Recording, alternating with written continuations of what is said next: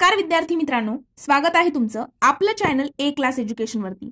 तर मित्रांनो, माहिती पत्रक आहे होमगार्ड संघटना। तुम्हाला माहित असेल तर होमगार्ड संघटना कोल्हापूरचं या ठिकाणी आपण संपूर्ण सविस्तररित्या माहिती घेणार आहोत की नक्की होमगार्ड भरती काय असते, कोणकोणती कर्तव्ये पार पाडावी लागतात, भत्ते वगैरे, वेतन कशा पद्धतीने आहे, त्याचे फायदे काय काय आहेत, त्यासोबत तुम्हाला पात्रता नक्की काय असायला हवी, तुमची शैक्षणिक पात्रता असेल, शारीरिक पात्रता असेल, सगळ्या गोष्टी आपण आजच्या व्हिडिओमध्ये डिस्कस करणार आहोत। या व्हिडिओ नंतर तुम्हाला कोणत्याही प्रकारचा डाऊट जो आहे तो राहणार नाही, त्यामुळे व्हिडिओ जो आहे तो शेवटपर्यंत स्किप न करता बघायचा आहे, जेणेकरून सगळी माहिती तुमच्यापर्यंत पोहोचेल। चला तर मित्रांनो, आपण आजच्या व्हिडिओला सुरुवात करूया। पण त्यापूर्वी जर आपल्या चॅनलवरती तुम्ही हा व्हिडिओ फर्स्ट टाइम बघत असाल, म्हणजेच पहिल्यांदा हा व्हिडिओ जर चॅनलवरती क्लिक केला असेल तर आपलं चॅनल सबस्क्राइब करून बेल आयकॉनवर सुद्धा प्रेस करायला विसरू नका, जेणेकरून अशीच महत्त्वपूर्ण माहिती आणि स्पर्धा परीक्षेच्या नवनवीन अपडेट तुमच्यापर्यंत लवकरात लवकर पोहोचतील। चला तर मित्रांनो, आपण मग आजच्या व्हिडिओला सुरुवात करूया। तर मित्रांनो बघा, जिल्हा कोल्हापूर होमगार्ड नोंदणी 2024 माहिती पत्रक आहे होमगार्ड संघटना। आता उद्देश काय आहे तर बघा, देशातील जास्तीत जास्त नागरिकांना सैनिकी तसेच आपत्कालीन मदत कार्याचे कायदा आणि सुव्यवस्था सुरळीत राखण्याचे प्रशिक्षण देऊन जबाबदार आणि शिस्तप्रिय नागरिक घडवणं होमगार्ड संघटनेचा उद्देश आहे। आता ते जे आहे होमगार्ड सदस्यत्व मिळवण्यासाठी तुम्हाला त्या ठिकाणी काय करायचं आहे तर बघा, महाराष्ट्रातील होमगार्ड संघटना ही शासन संचलित पूर्णतः मनसेवी तत्वावर आधारित आहे।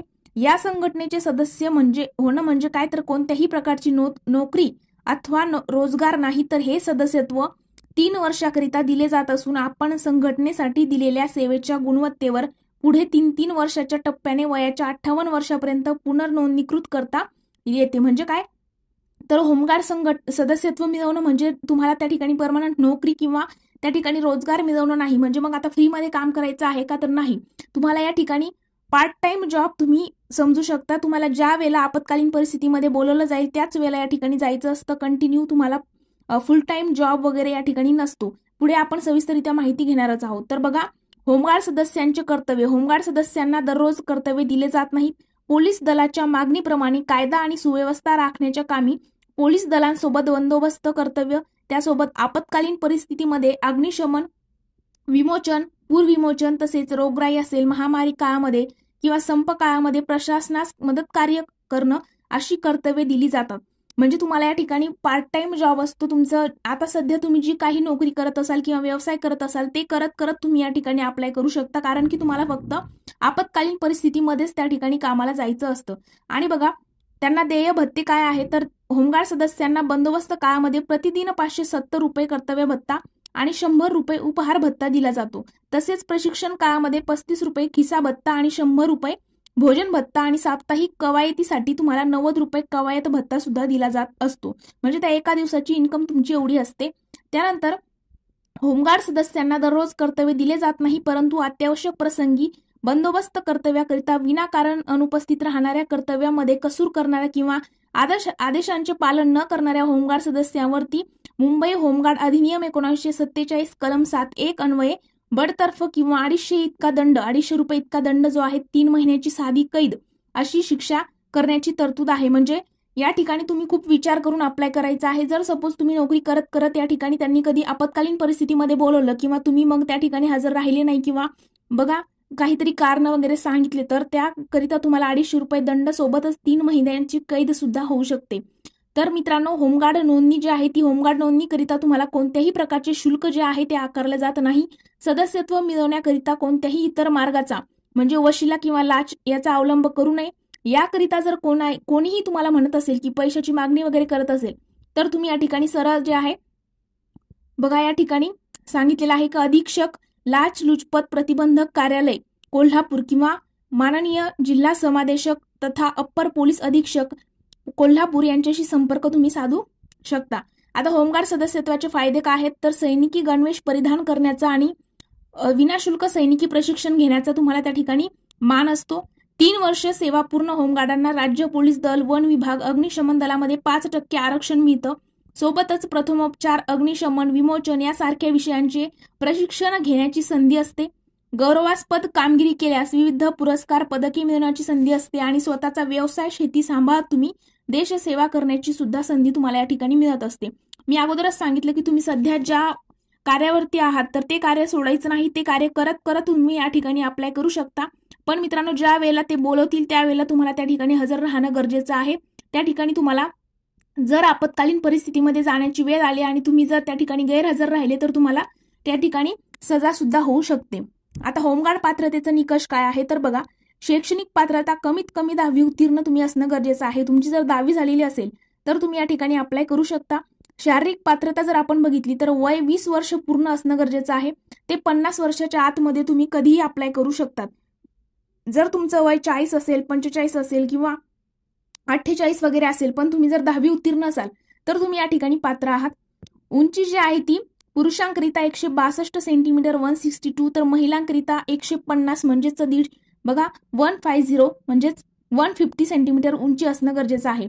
आता छाती जर बघितली तर फक्त पुरुष उमेदवारांकरिता ही अट आहे की न फुगवता किमान 76 सेंटीमीटर 76 सेंटीमीटर आणि कमीत कमी 5 सेंटीमीटर फुगवण्याची क्षमता तुमची असणं गरजेचं आहे. म्हणजे बघा, छाती न फुगवता 76 सेंटीमीटर भरली पाहिजे आणि फुगवून मग 5 सेंटीमीटर त्याच्यामध्ये ऍड करायचे आहेत. आता यासाठी तुम्हाला आवश्यक कोणकोणती कागदपत्र लागणार आहेत तर बघा, पहिला आहे रहिवासी पुरावा. त्यामध्ये मग तुम्ही आधार कार्ड देऊ शकता किंवा मतदान ओळखपत्र जे आहे तुमचं वोटिंग कार्ड सुद्धा या ठिकाणी देऊ शकता. नंतर शैक्षणिक अर्हता प्रमाणपत्र म्हणजे 10वी उत्तीर्ण झालेले तुमच्याकडे मार्कशीट जे आहे ते या ठिकाणी लागणार आहे. जन्मदिनांक पुराव्यासाठी तुम्हाला 10वीची टीसी वगैरे असेल किंवा मग बघा शाळा सोडल्याचा दाखला म्हणजे टीसी जी आहे ती तुम्ही त्या ठिकाणी अप्लाय करू शकता किंवा SSC बोर्ड प्रमाणपत्र म्हणजे काय तर 10वीचं मार्कशीट त्यावरती सुद्धा तुमचा जन्मदिनांक असतो. त्यानंतर तांत्रिक अर्हता धारण करिता असल्यास तत्सम प्रमाणपत्र, त्यानंतर खाजगी नोकरी करीत असल्यास मालकाचे ना हरकत प्रमाणपत्र आणि 3 महिन्यांच्या आतील पोलीस चारित्र्य पडताळून प्रमाणपत्र म्हणजे तुमच्यावरती कोणत्याही प्रकारचा गुन्हा या ठिकाणी दाखल झालेला नाही अशा पद्धतीचा एक पुरावा तुम्हाला द्यावा लागतो. त्यानंतर शारीरिक क्षमता चाचणीमध्ये बघा काय काय घेतलं जातं तर तुमचं धावणं असतं. पुरुष उमेदवारांना 1600 मीटर धावणं कंप्लीट करायचं असतं तर महिला उमेदवारांना 800 मीटर धावणं त्या ठिकाणी कंप्लीट करायचं आहे.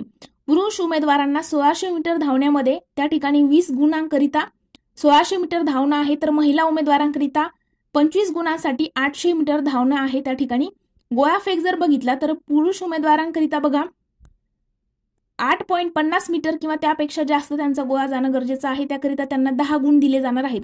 म्हणजे गोळा फेकला तुम्हाला 10 गुण आहेत. पुरुष उमेदवारांनी लक्षात घ्यायचं आहे 1600 मीटर धावायचं आहे त्याकरिता 20 गुण, महिला उमेदवारांना 800 मीटर धावायचं आहे आणि 25 गुण आहे. पुरुष उमेदवारांना गोळा फेकला 10 गुण आहेत तर महिला उमेदवार जे आहेत त्यांना सुद्धा 10 गुण गोळा फेक करिता दिले जाणार आहेत.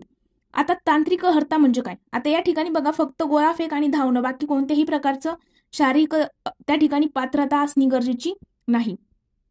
तांत्रिक अर्हता गुण जर आपण बघितले तर म्हणजे याकरिता काय आहे तर तुमचं जेव्हा त्या ठिकाणी धावण्याची स्पर्धा आणि गोळाफेक घेतलं जाईल त्यावेळेला तुम्हाला एकूण गुण 10 करिता तांत्रिक अर्हता म्हणजे काय तर हे जे प्रमाणपत्र दिलेले आहेत 7 प्रमाणपत्र यापैकी कोणतीही असेल तर त्याप्रमाणे तुम्ही या 7 पैकी एक अट पूर्ण करत असाल तर त्या ठिकाणी 2 गुण, जर तुमच्याकडे या 7 पैकी 2 प्रमाणपत्र असतील तर 3 गुण, अशा पद्धतीने तुमच्या गुणामध्ये सुद्धा वाढ होणार आहे. तर बघा त्यामध्ये तुम्हाला काय काय असणं तुमच्याकडे गरजेचं आहे तर ITI प्रमाणपत्र धारक जर तुम्ही असाल म्हणजे 10वी नंतर जर तुम्ही ITI केला असेल तर जर एक अट तुम्ही पूर्ण केली तर तुम्हाला ITIच्या प्रमाणपत्राकरिता 2 गुण दिले जातील. म्हणजे अशा पद्धतीने आहे. त्यानंतर खेळामध्ये प्रावीण्य मिळवलेल्या व्यक्ती, जिल्हास्तरीय क्रीडा स्पर्धांमध्ये प्रावीण्य प्राप्त खेळाडू त्याचं जर प्रमाणपत्र असेल तेही चालेल.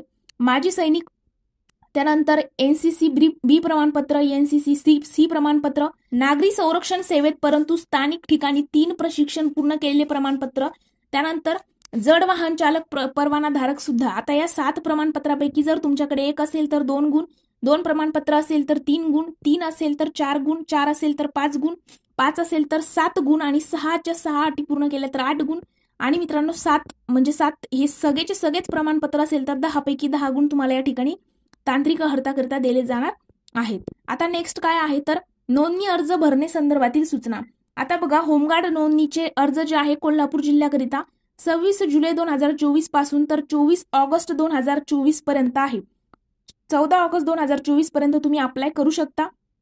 त्यामध्ये बघा या ठिकाणी एक त्यांनी वेबसाईट दिलेली आहे की महाराष्ट्र cdsg.government.in यावरती तुम्ही त्या ठिकाणी फॉर्म जो आहे तो ऑनलाईन पद्धतीने भरू शकता. आणखी काय डिटेल माहिती आहे तर बघा वेळ जी आहे ती ऑनलाईन अर्ज भरण्याची अंतिम मुदतच्या शेवटच्या दिवशी संध्याकाळी 5 वाजेपर्यंत म्हणजे 14 ऑगस्टच्या संध्याकाळी 5 वाजेपर्यंतच तुम्ही त्या ठिकाणी फॉर्म जो आहे तो फिल करू शकता, त्यानंतर चालणार नाही. आणि बघा ऑनलाईन अर्ज कसा भरायचा तर तो सुद्धा आपल्या चॅनलवरती व्हिडिओ अवेलेबल ऑलरेडी मी केलेला आहे, टाकलेला आहे. जर तुम्हाला होमगार्ड भरतीचा फॉर्म कसा फिल करायचा याबद्दल जर माहिती हवी असेल, आता यामध्ये डिटेल इन्फॉर्मेशन दिलेली आहे पण या ठिकाणी तुम्हाला कळणार नाही, तर आपल्या चॅनलवरती याच व्हिडिओच्या डिस्क्रिप्शन बॉक्समध्ये लिंक दिलेली आहे की होमगार्ड भरतीचा ऑनलाईन अर्ज कशा पद्धतीने करायचा आहे. तर तो व्हिडिओ जाऊन तुम्ही बघू शकता. स्टेप बाय स्टेप सगळ्या स्टेप सांगितलेल्या आहेत. त्यानुसार जर फिल करत गेले तर त्यानंतर कोणत्याही प्रकारची अडचण तुम्हाला येणार नाही. आता बघा मित्रांनो, तर ही झाली आपली होमगार्ड भरतीची संपूर्ण सविस्तररित्या माहिती. या व्हिडिओ नंतर पण तुम्हाला कोणत्याही प्रकारचा डाऊट असेल तर याच व्हिडिओच्या कमेंट सेक्शनमध्ये किंवा मग आपल्या चॅनलच्या अबाउट सेक्शनमध्ये टेलिग्राम ग्रुपची लिंक दिलेली आहे, तिथे जाऊन तुम्ही पर्सनली मेसेज करू शकता. टेलिग्राम ग्रुप जॉईन केल्याचा फायदा असेल की त्या ठिकाणी पर्सनली मेसेज करून आमच्यासोबत कम्युनिकेशन तुम्ही करू शकता आणि तुमचे डाऊट विचारू शकता. आणि मित्रांनो 24 तासाच्या आतमध्ये तुमचे त्या ठिकाणी डाऊट सुद्धा क्लिअर केले जातील.